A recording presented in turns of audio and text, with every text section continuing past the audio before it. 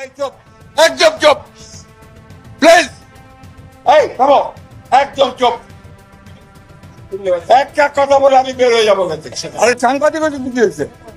দেখতে পাই না তো আমি কি ব্যবস্থা করছেন আপনারা? তাহলে আপনারা বন্ধুগণ, আপনারা খেয়াল করে শুনেছেন নিশ্চয়ই, বাংলাদেশের দর্পণ পার্টির জ্বালায় একটা পার্টির মহাসচিব প্রবীণ ব্যক্তি, তিনিও বক্তব্য দিতে পারছেন না, তিনি কথা বলতে পারছেন না। এইটাই হচ্ছে আমাদের দর্পণ পার্টিদের অবস্থা। ঠিক আজই এমন একটি ভিডিও সোশ্যাল মিডিয়ায় ভাইরাল হয়েছে, যেখানে কিনা বাংলাদেশের অন্যতম জনপ্রিয় দল বাংলাদেশ জাতীয়তাবাদী দল কিংবা বিএনপির মহাসচিব জনাব ফখরুল ইসলাম আলমগীর একটি অনুষ্ঠানে বক্তব্য দিতে গিয়েছেন। বাংলাদেশের দর্পণ পার্টিদের জ্বালায় তেনা ওনার বক্তব্য দিতেও বাধাগ্রস্ত হচ্ছে। ঠিক এমন একটি ভিডিও আমার কাছে আসছে। আমি তো প্রত্যেকটা বিষয় আপনাদের মাঝে শেয়ার করি। এই ভিডিওটা দেখার পরে একদিকে যেমন আমার অস্বস্তি বোধ হচ্ছিল, অন্যদিকে হাসি লাগছিল। বাংলাদেশ এমন একটা রাষ্ট্র যেখানে বসে আপনি এক মিনিটও অন্য কোনো টেনশন নিয়ে থাকতে পারবেন না, কিংবা মন খারাপ করে থাকতে পারবেন না। যে কোনো একটা বিষয় আপনার সামনে চলে আসবে। জোকারবাগ ভাই অলরেডি একটা জায়গা তৈরি করে দিয়েছে, সেখানে আপনি স্ক্রল করতে থাকলে কিছু না কিছু বিষয় আপনাদের মাঝে চলে আসবে। যেমন কয়েকদিন আগে একটা ভিডিও ভাইরাল হয়েছিল, একজন মেয়ের বিয়ে ঠিক হয়েছে, তার নাচের ভিডিও আসার পরে তার বিয়ে ভেঙে গিয়েছে। আবার পরবর্তীতে জানা যায় ওই ভিডিওটা তার নয়, অন্য কারণে বিয়ে ভেঙে গিয়েছে। তো এরকম নানান ঘটনা কিন্তু আপনার আমার সামনে আসে। তো এই বিষয়ে কথা না বাড়িয়ে সরাসরি ভিডিওটা আপনাদের মাঝে শেয়ার করতে চাই, তারপর এই বিষয়ে দু একটা কথা বলবো। আশা করি ধৈর্য সহকারে ভিডিওটি শেষ পর্যন্তই দেখবেন। এই চুপ, একদম চুপ প্লিজ। এই থামো, একদম চুপ। একটা কথা বলে আমি বের হয়ে যাবো। আরে সাংবাদিক যদি কি হয়েছে? দেখতে পাই না তো আমি কি ব্যবস্থা করছেন আপনারা? তাহলে আপনাদেরকে একদম চুপ করে থাকতে হবে। আমি জানি আপনাদের কষ্ট হচ্ছে, আমি জানি প্রচন্ড গরম। এই গরমের মধ্যে আপনারা কষ্ট করে এসেছেন, চারদিক খেলা। এই থামো, একদম চুপ। একটা কথা বলে আমি বের হয়ে যাবো। যত নির্বাচনের দেরি হবে তত বাংলাদেশ পিছিয়ে যাবে। বিনিয়োগ আসবে না, ইনভেস্টমেন্ট হবে না, আমার ছেলেদের জব অপরচুনিটিস তৈরি হবে না। অনেক বড় বড় কথা বলে। শেখ মুজিব তো একদলীয় শাসন ব্যবস্থা আশ্বাস করেছিল, মানুষের সব অধিকার কেড়ে নিয়েছিল, পত্র পত্রিকা বন্ধ করে দিয়েছিল। এই যে আজকে অসংখ্য মিডিয়া দেখতে পাচ্ছেন, এই মিডিয়া সব বন্ধ করে দিয়েছে। শুধু চারটা থাকবে, তার বেশি থাকবে না। মানুষের মৌলিক অধিকারগুলোকে হরণ করে দিয়েছে, আমার সুযোগ সুবিধা বন্ধ করে দিয়েছে।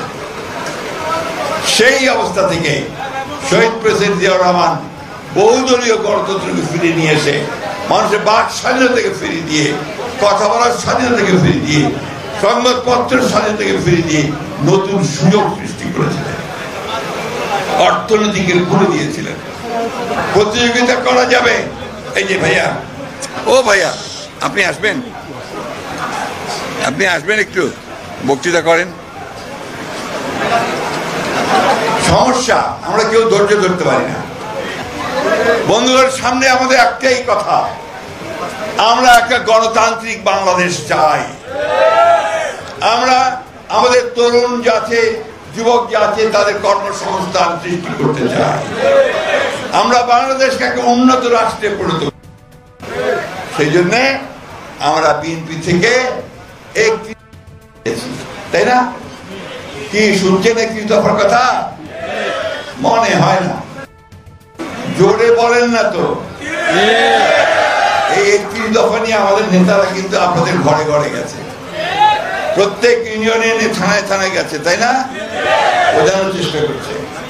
এই 31 দফার মধ্যেই আছে বাংলাদেশের ভবিষ্যৎ। এই 31 দফার মধ্যেই আছে নতুন বাংলাদেশের স্বপ্ন, যে স্বপ্ন আমাদেরকে সামনের দিকে এগিয়ে নিয়ে যাবে। সেই স্বপ্ন দেখতে চাই, যে স্বপ্ন আমাদের নেত্রী দেশের গ্রামে গ্রামান্তরে চারণ কবির মতো গান গিয়ে, গণতন্ত্রের গান গিয়ে মানুষকে উজ্জীবিত করেছে। আমরা সেই স্বপ্ন দেখতে চাই, যার স্বপ্ন আমাদেরকে এখন আমাদেরকে তরুণ নেতা তারেক রহমান সাহেব দেখাচ্ছেন। একটা আসুন আমরা সবাই মিলে একটা নতুন বাংলাদেশ গড়ে তুলি। সহজে হবে না। তার শত্রু অনেক, বাধা দিতে চায়, আটকাতে চায়, দেরি করতে চায়। আমাদেরকে সেগুলোকে ধার করে যেতে হবে, আমাদেরকে পার হতে হবে। আমি পরিষ্কার করে বলতে চাই, সরকারকে বলতে চাই, অন্যান্য রাজনৈতিক দলগুলোকে বলতে চাই, যত নির্বাচনের দেরি হবে তত বাংলাদেশ পিছিয়ে যাবে। বিনিয়োগ আসবে না, ইনভেস্টমেন্ট হবে না, আমার ছেলেদের জব অপরচুনিটিস তৈরি হবে না, আমার মায়েরা মেয়েরা আরো বেশি নিরাপত্তা হারাবে, মবক্রেসি আরো বাড়বে, জুডিশিয়াল সিস্টেম ভেঙে পড়বে, আইন শৃঙ্খলা পরিস্থিতি ভেঙে পড়বে। সেই জন্য দরকার একটা নির্বাচিত সরকার, যে সরকারের পেছনে মানুষ আছে, যে সরকারের পেছনে জনসমর্থন আছে। বন্ধুগণ, সবসময় মনে রাখবেন যে নির্বাচিত সরকারের চাইতে শক্তিশালী কোন সরকার হতে পারে না। আমি ধন্যবাদ জানাতে চাই আমাদের অন্তর্বর্তীকালীন সরকারের প্রধান উপদেষ্টা প্রফেসর ডক্টর ইউনূসকে, যে তিনি আমাদের নেতা জনাব তারেক রহমানের সঙ্গে লন্ডনে কথা বলে 26 ফেব্রুয়ারি মাসের মাঝামাঝি সময়ে নির্বাচনের একটা সময় ঠিক করেছেন, তাই না? আর আপনাদের দায়িত্ব কি? আপনাদের দায়িত্ব কি? খালি নিজেরা ঝগড়া করবেন? এখন ওই নির্বাচনের জন্য প্রস্তুতি নেন। সে নির্বাচনের প্রস্তুতিটা কি? মানুষের মধ্যে ভালোবাসা তৈরি করেন। বিএনপি মানুষকে যেন মানুষ ভালোবাসে, বলে হ্যাঁ বিএনপি ছাড়া আমাদের আর কোনো উপায় নাই। এই জিনিসটাকে আমাদেরকে তৈরি করতে হবে। বন্ধুরা, আপনারা নিশ্চয়ই খেয়াল করে শুনেছেন এবং ভিডিওটি দেখেছেন। একজন বৃদ্ধ প্রবীণ নেতা তিনি বক্তব্য দিচ্ছেন, তো ওনার আশেপাশে মানুষ যেন মাছের বাজার তৈরি করছে। ওনার কথা শুনবে নাকি সাংবাদিকদের কথা শুনবে নাকি মাছের বাজারের মাছ গল্প শুনবে? একজন নেতা যখন বক্তব্য দিতে যায়, মানুষ তো তার কথা শুনতে যায় নাকি নাকি কথা বলতে যায়, এটা আমি জানি না। আবার সেখানে নাকি সাংবাদিক নাকি আমাদের দর্পণ পার্টি, ওনারা আবার হট্টগোল শুরু করছে।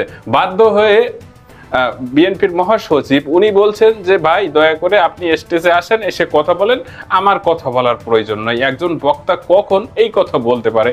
আপনারা নিশ্চয়ই বুঝতে পারছেন, ওনারও বয়স হয়েছে।